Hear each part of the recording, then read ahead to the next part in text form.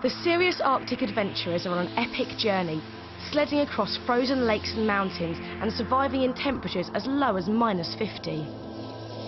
The extreme conditions have led to serious rows between the boys and the girls. Can I just say, what are you all doing? This morning, they're at it again.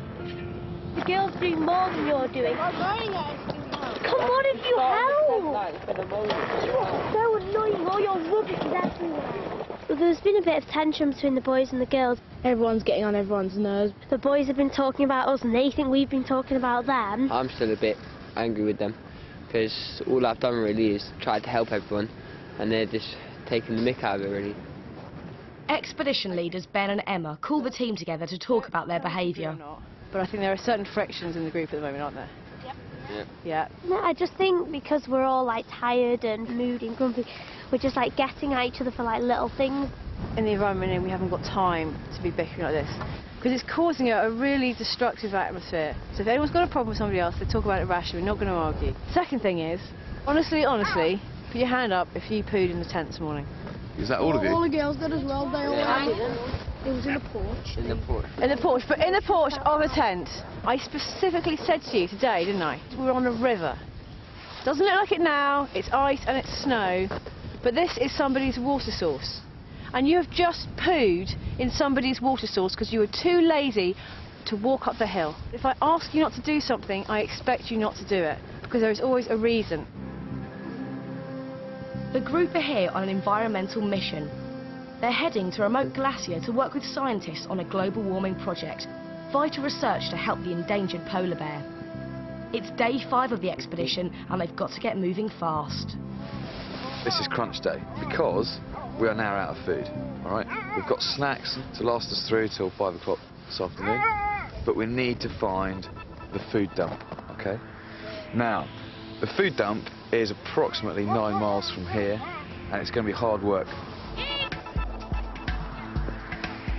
The leaders placed food and fuel supplies along the route before the expedition began, and the next dump is over the mountains at the edge of the frozen sea. It's also where polar bears are found, and the team are hoping to track the animals when they get there. Get on, guys. It's not long before they hit their first obstacle, a treacherous frozen lake. Whoa. Basically we need to get over the other side of this ice, but there looks like there's quite a lot of thin bits of ice that we could potentially break through. Just want to be careful on here because we're going to come up against all sorts of stuff. They slowly make their way around the edge of the lake. Brakes, brakes! Whoa, whoa, whoa, whoa! It's some of the toughest terrain they've faced. Raven, ha, ha!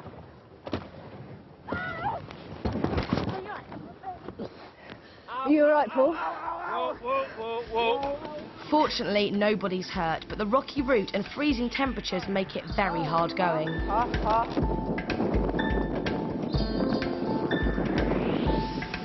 Jenny Lynn is finding the journey quite frightening.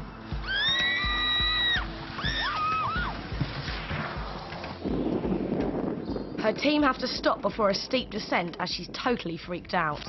Whoa, are you okay? Are you okay? A few deep breaths. Now, I think we've got the seriousness of this situation, all right, guys? The dogs, they kept going towards the cliffs, and that was really scaring me because all they had to do is tip over the edge, and then we could have ended up going over the cliff, and I don't even want to think what could have happened then. Giova, brakes on! Whoa, whoa, whoa, whoa, brakes. So, that's cool. It's okay, guys. It's okay. All the problems are slowing them up. Good dogs, good dogs. We are already a little bit behind schedule, and it's just getting worse because we have to keep stopping because of the dogs, and the dogs aren't going as fast as they possibly could because we need to help them a lot. It's too rocky for the dogs to pull us down because the dogs, they just want to go straight downhill, so they'll take us straight over the rocks, so it's too dangerous. So we've had to let the dogs go, and we're taking the sleigh down by ourselves now. But it's actually harder than it looks because it's quite heavy.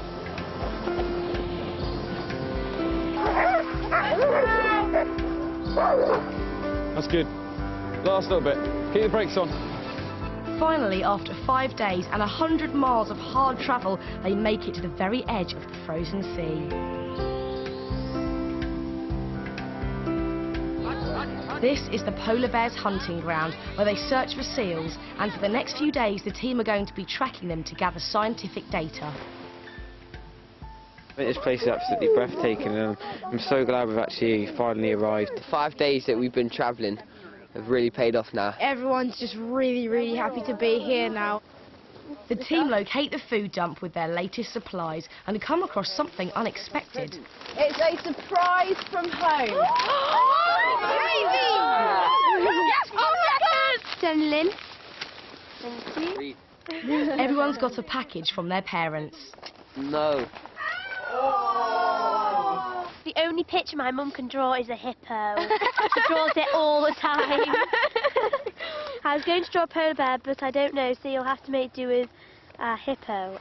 Got news, Jenny. We know it's going to be cold where you are, so here's a great big hug to keep you warm. We're all so proud of you, and this is the hard work you put into this. Lots of love and hugs. Fine. Oh, I'm fine. No way! Oh, that is so funny. The dancing David Brent.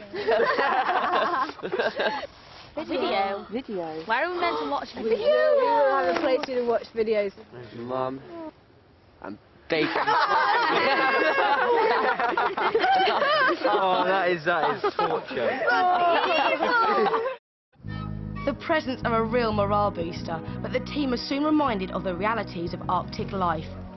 3 hours after arriving at camp and they still haven't got their tents up. Everyone just cannot be bothered to do anything. I just don't know what to do. We're not going to get to bed till like 1 o'clock in the morning, and then we have to get up at 6 o'clock. It's getting me down. I need to get to bed. I need a hot meal. I just need some energy. And even once the tents are up, the boys and girls are at each other again. We found out the boys had stolen our fuel bottle and left us with their empty one, which is so frustrating. So me and Emily just went a bit mad and kind of shouted at them. Just because they can't set the tent up, it doesn't mean we have to stop it. Adam has just been totally... He doesn't compromise, he wants it all his way. So immature. I'm feeling down, let's blame it on all the boys. Jenna Lynn stays out of the argument. No one that you can really point the finger at, because they might not have even done it on purpose, you know. It could have been an accident. At the moment, Jenna Lynn's getting on better with the boys than the girls. Her closest teammate's supposed to be Courtney, but the buddy pairing's not going well. I am finding it hard to get along with Courtney. I really am trying. I hope she's trying too. You know, she's my buddy, so we're meant to be the closest out of anyone. I'm really, really fed up of being in a buddy pair with Jan Lynn. To be honest, I don't like her. If I wasn't in the Arctic, I wouldn't be friends with her. We all think that Jenny Lynn's being a bit left out with the girls. She's a little bit unorganised and you have to really look after her a bit. I think she thinks we're nagging her. We're trying to stick up for a lot more, but we just hope it doesn't get any worse. It's midnight before the team eat dinner. The one thing keeping them going is the thought of tracking polar bears. Really can't wait for tomorrow. I really, really hope we'll see some polar bears. I really want to see a polar bear, because if I see a polar bear, it'd just be so amazing. But next morning there's a major blow. The camp is hit by an Arctic blizzard. It means the team can't move from their tents, but surprisingly they're not too upset. We were quite happy actually to be snowed in, because we get to spend the day doing personal stuff and playing games and things. It gives us a chance to get a rest and get sorted, because for the last 2 weeks we haven't had any spare time to ourselves. Jenna Lynn's the only one who's unhappy about being stuck. I'm not claustrophobic, which is a good thing, but I would like to be out and about, because it's not very nice sitting in a tent knowing that you've got the Arctic surrounding you, and there's all those things you could be doing in the Arctic, and it's so frustrating because we've only got a week left. The boys' tent quickly turns into a pigsty. This was last night's dinner. We haven't cleaned up yet. We're making ours warmer and tidier and neater than the boys' tent, because theirs is a joke. This tent is like the biggest mess you can see. There's forks, dirty plates, bowls, clearly everywhere that we haven't washed out properly. We keep all our stuff in our own little places, and In bags, well, most of us. I peed in the back of the tent, which is coming up by this dinner box I'm laying on. But then I realised that we are staying here for a couple of days, so I'm going to have to bury that up. And Adam tried to do a poo in here earlier today. I was like, no way. And he goes, I'll crouch in the corner and do it in the bag. And we was like, no way. I needed to go to the toilet so bad. And I go, oh, let's just have, I need a poo. Got to toilet roll, right, I'm doing it here. No, get outside, get outside. In the other tent, the mood is rather more thoughtful. This family is incomplete when you're not here, and of course we will all miss you terribly. But also we know that for you this is a once-in-a-lifetime opportunity, and none of us would have wanted you to have missed out. When I said goodbye and held you at the airport, I really didn't want to let you go, but I had to do this as it's your dream. It's your turn to shine, and you're the brightest star Mum could ever hope to have. It's beautiful. Sorry, I'm just gonna... This is our plates. They're quite clean because we've kind of attempted to clean them. That's mine. Quite clean. But I've got to eat out of that. The blizzard goes on all day, and by evening the boys' tent is collapsing and letting in snow. We're having to rotate the tent so it goes up properly, and because the wind's changing directions, we don't want our door where the wind will blow in. Otherwise, every time we open our door, we'll get a lot of snow in our face. The team have no idea how long this weather will last. All they can do is wait. If it's snowed in for another day, I think that's going to get really boring. I don't think I'd like the idea of being stuck in here for another day or two, because it would start to get quite claustrophobic. I hear these things can last for weeks. I just hope we're not in here for that long, because I think we'll just go mindless. In the evening, the group get together to watch the video messages their families have sent them. Here we go. Hi, Matthew. Hi, Lewis. Hi, Emily. Hi, Polly. Oh, Is that your dad? What is he doing? oh, is that cold? I'm sneezing ice cubes. Oh, I'll just get my hair back. That's a wig, by the way. It's not, is it? God, it's cold out there. Oh, Jenny. How are you out there in the Arctic?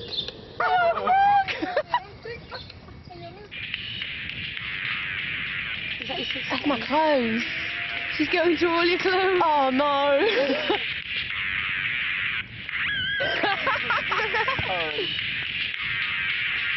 You're cool, what's up? That's my big sister.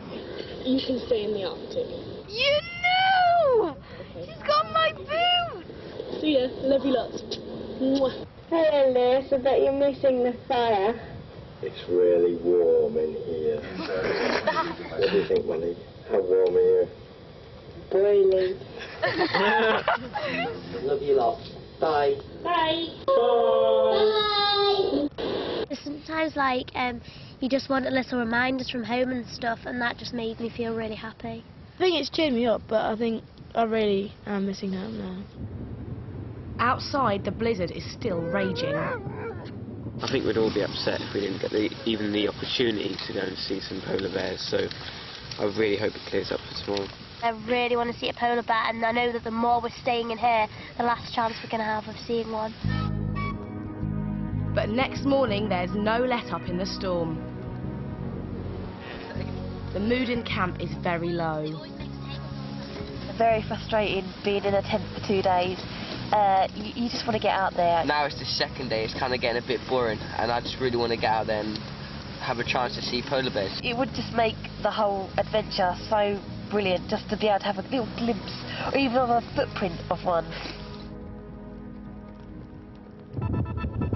It's the worst spring snowfall the area's seen in 30 years. We've now been stuck in here for the best part of 36 hours, and it's looking like 48 hours, possibly 72 hours, and we can't do anything to change the weather, and we're storm-bound, right?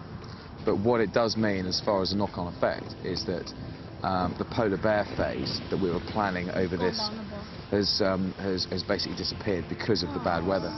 So we don't get to see a polar bear. I'm feeling a bit disappointed because we've trekked through the Arctic just to be here, and the thing that was driving us on is that we were coming out here to help a polar bear project and like just help out and put something back, and now because of the weather we can't do that. I know everybody's disappointed. I know I'm disappointed that we've not seen a polar bear. You're actually in the Arctic and you're in polar bear territory, but you can't actually see one. It's really annoying. The team's only hope now is that the weather will clear in time for them to get to the glacier to work on their global warming project. The plan, weather permitting, is to fly from here tomorrow onto the glacier, all right, where we will then spend a few days on the glacier finishing the project with the glaciologists up on the Grinnell Glacier, okay? But the weather may not allow that to happen. So what happens if we can't fly? If we can't fly, just postpone it till the next day. we wait and wait until the window comes, and then we go. Now that the group won't be tracking polar bears, the dog teams can head home. Fabian and Matt brave the weather to say goodbye. I've got to know them quite well, especially this team, because I was lucky enough to be able to drive them, and it's quite sad seeing them go. Working with them for a whole week, it's made me feel really kind of attached to them, and I feel really kind of sad, but I think that I've got some good memories to think back on. Bye, Paul! See you later, Paul. Thank you very much. There they go. See ya! Get over there! Sad, isn't it? The severe weather and claustrophobic conditions start to take their toll on the team. Lewis suddenly collapses and Antonia, the expedition doctor, has to check him over. My lungs felt as if they was going really tight and as if they were shrinking. And then I panicked, and then I started trying to breathe faster. Then I got dizzy, and then I fell over, yeah. And then I thought I got up straight away, but Matt said I was on the floor for about 20-30 seconds. So I'm not sure if I fainted or I don't know what happened. He just started panicking, and when you panic sometimes you just breathe too fast for your lungs to keep up, and it feels like the air doesn't go in, and sometimes you just go really dizzy, and I think he's fine now. Things are coming to a head for Jenna Lynn as well. My pappy, see pin my pappy. When she sings a Welsh song, the other girls take the mickey out of her. Courtney, pin my pappy, TT. They don't realise how upsetting their behaviour is in such stressful conditions. You get pushed to a limit and to a point, and then you kind of like can't cope anymore. And I'm not talking about the weather and the extremeness, because that's hard enough to deal with on its own. It's when I think the boys are nicer than the girls. The other girls often have to help Jenna Lynn, who finds it hard to get organised. I'm fine, guys. No, Jenny, no. Jenny, take your shoe out the right, put it in here. But she feels they turn it against her. I know that I forget things and that, and I'm sometimes unorganised, but I feel like a 4-year-old, because if someone has something to say, they all go on and on and on about it, and they'll all have something to say which will put them on a high and make them feel good about themselves. Say baby, Jenny. Baby. Please don't tell me one of those people that says hospital. I don't think so. Hello. I think Jenny Lynn must feel pretty bad, because I reckon she's been bottling up and she hasn't really told the girls how the way she really feels. I know it sounds really stupid and petty, but I don't want a sweet or anything, but if someone's got a pack of sweets or something, then they're all sharing it out at the girls. I could be sitting right next to them, and I wouldn't get one. I really don't want a sweet. It isn't about that. I don't want a sweet. I just feel left out. Next morning, the weather is finally clear. So relieved that we don't have to go through that blizzard anymore, because it was getting us all down. It was so nice to get out your tent and not be instantly covered in snow. It's quite nice just to walk around because it's really fresh, and the boys' tent smells really weird, so it's nice to get fresh air. It's also a very special day for one of the team. It's my birthday, and I'm feeling really happy because it's just like I'd never ever had like a birthday anywhere else but home. I just think it's really, really exciting. Today, it's Adam's turn to do the live satellite link up to CBBC. Okay, Adam, they're exchange on air at the moment. Every day, one of the team has been reporting back on their adventures. Stand by, guys, coming to the end of VT. Hello, Adam. Hi, June. I hear that it's your 13th birthday today. Yeah, I'm really happy that it's in the Arctic. Sounds like a brilliant way to celebrate your birthday, but we're going to make it even better because we've got your mum, Carol, on the line. Carol, give Adam your message. Hello, Adam. Happy birthday, teenager at last. Can't wait till you come home. Hi, Mum. You know what I mean? Okay. Happy birthday, dear Adam. Happy birthday to you. Have a lovely time. See you soon. Oh, there you go, Adam. Happy birthday. Thanks for that, Carol. That was so lovely. Thank you. Okay, see you soon then, okay? Okay then, bye. Bye. Bye. This is definitely the best birthday present ever. I can't think of a better birthday present. I'm in the Arctic, and while I'm out here, I've had a phone call off my mum and the rest of my family. It's just so amazing. Good news. Oh, yeah. The plane can land, both here and on the glacier. Yeah! So we're off. We're definitely on our way to the glacier, which is fantastic news. I'm really excited for today because a lot of things are planned and going on, so I'm really excited. I can't wait. To know that we actually have a chance of getting to the next stage, it's brilliant, and I think we're all a bit of a high at the moment. They're flying onto a remote glacier to measure it to check on global warming. It'll be the climax of the whole expedition, but before they leave, the leaders try to sort out the Jenna Lynn situation. Yeah, Jenna's been really down, and last night, sitting in the corner of the tent, she's got quieter and quieter, and I looked over and she was in tears. She just feels really excluded. The three girls are very, very close, and they are increasingly leaving her out. I don't think we're leaving her out, but Jenny's just a little bit quieter, and we do try and include a bit. Sometimes she just likes to sit quietly. Obviously, I get along with Alex and Emmy better. But, yeah, I find she's quite sweet. She's very sweet, actually. I don't think I should have said I don't like her. I think I was being a bit, you know, a bit mean. But she's very unorganised, and that frustrates me so much. She always puts on a brave face. She's the nicest girl I've ever met, but she just won't tell anyone when she's feeling down. I feel comfortable in front of the boys. You know, I can be me in front of the boys, and that's what I like, because you shouldn't have to hide who you are. After days cooped up, the team can't wait to take on their final adventure. I'm really, really pleased that we're going to get on the plane now and end up at the glacier, and I just can't wait to see what it looks like. I'm really looking forward to the next phase and just getting going and actually doing something.